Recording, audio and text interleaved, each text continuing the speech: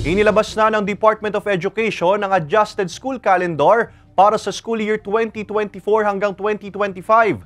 Ang end of school year nakatakda sa May 31. Naritong report ni Paul Hernandez.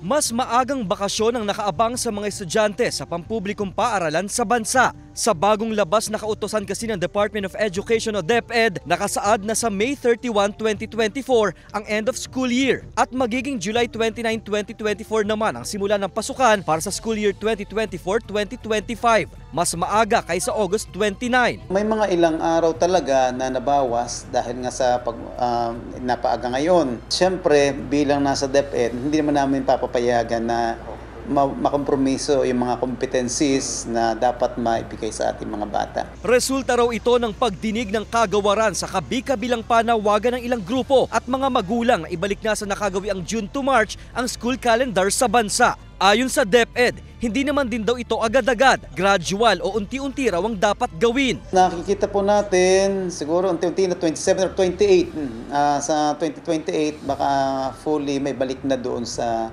dati. Hindi kasi po pwedeng mabigla dahil ang laki ng adjustment, lalo tidig sa competencies. Ano kaya ang pulso rito ng ilang mga magulang? Mas okay po yun dahil pag sa mga panahon ng tag-init, mas kawawa po yung mga bata dahil mainit ang panahon, lalo mga April, May. Okay na lang din nang mabalik yung dati. Kahit maulan, ganun na po dati yung tag-ulan. No need na. Okay na to. A-adjust na naman tayo. Mga bata, may hirapan na naman mag-adjust. Panibago na namang isip. Paano aming gagawin? Ganito. Okay na to. At para naman sa Teachers Dignity Coalition o TDC, katuparan daw ito ng kanilang hinihiling. Paraan para hindi na raw maranasan ng mga mag-aaral ang matinding init tuwing summer season kapag nasa loob ng classroom.